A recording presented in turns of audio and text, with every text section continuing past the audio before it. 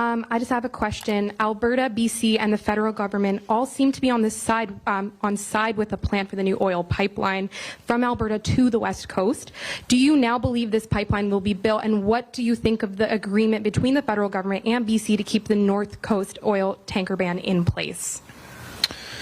So I can't answer the first part of your question because I haven't seen the final agreement. When we do, we'll respond accordingly.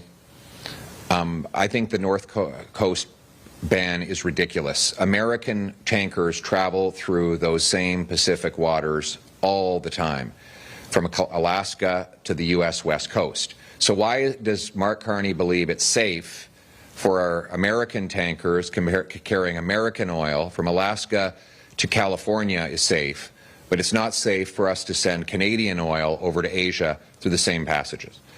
Secondly, it takes about 36 hours less time to get to Asia from northern BC as it does from southern BC. And that's because of the curvature of the Earth. It's just simple geometry. The further north you go, the shorter the curve you have to travel to get to the other side of the pond.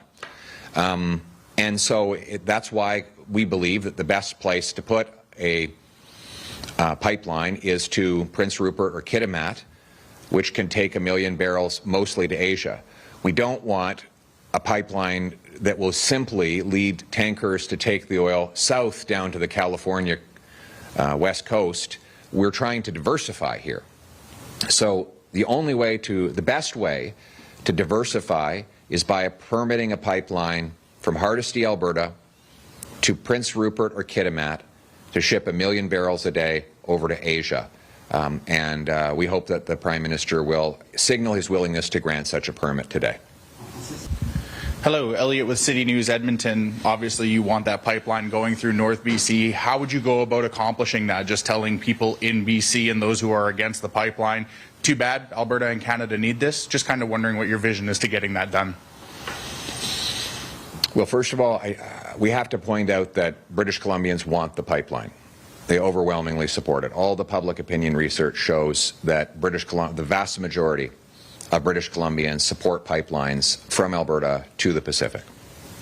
There's a radical group of fake environmentalists who've been fighting oil and gas for the last 15 years and have had the ear of the Liberal government in Ottawa.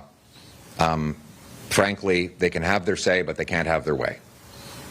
There is no environmental argument against a pipeline to the northern BC ports. There is no environmental argument for it. If there were, we wouldn't be letting Americans take their tankers through those very same waters. And so why not lift the tanker ban, permit a pathway, and invite the private sector to come along and build? Obviously, they'd have to follow all the necessary environmental rules to protect against dangers, but we know that by far the safest and most environmentally responsible way to ship oil is by pipeline. Far safer than shipping it by rail. And so, at the end of the day, there's nothing, the only thing stopping the pipeline from going ahead is the federal government. It's a strictly federal permit. There is no provincial permitting for an interprovincial project. It's right in the Constitution. Anything that crosses provincial boundaries is federal. So you got one guy standing in the way of it all, and that's Mark Carney. Our view is he needs to get out of the way and permit all proposals. By the way, I'm not against another pipeline going to the southern part of British Columbia. Provide the permit, let the private sector build it, get out of the way, and get it done. Thank you. Thank you. This will be the last question now. All right. Try to keep it really brief. Do you support the construction of the Pathways project as a condition of the West Coast pipeline? I don't think it should be a condition at all. Absolutely not. We'll see what they propose, but I personally believe that this. I'll have more to say when I see what they propose, but I will make one thing very clear: for the federal government to force Albertans to spend billions of dollars on this project as a condition of building a highly productive and profitable pipeline is unfair. What the federal government needs to do is get rid of all these conditions, get rid of the industrial carbon tax, the anti-development laws, the pathways requirement, and let the private sector build this pipeline with private money. Thank you so much. Thank you.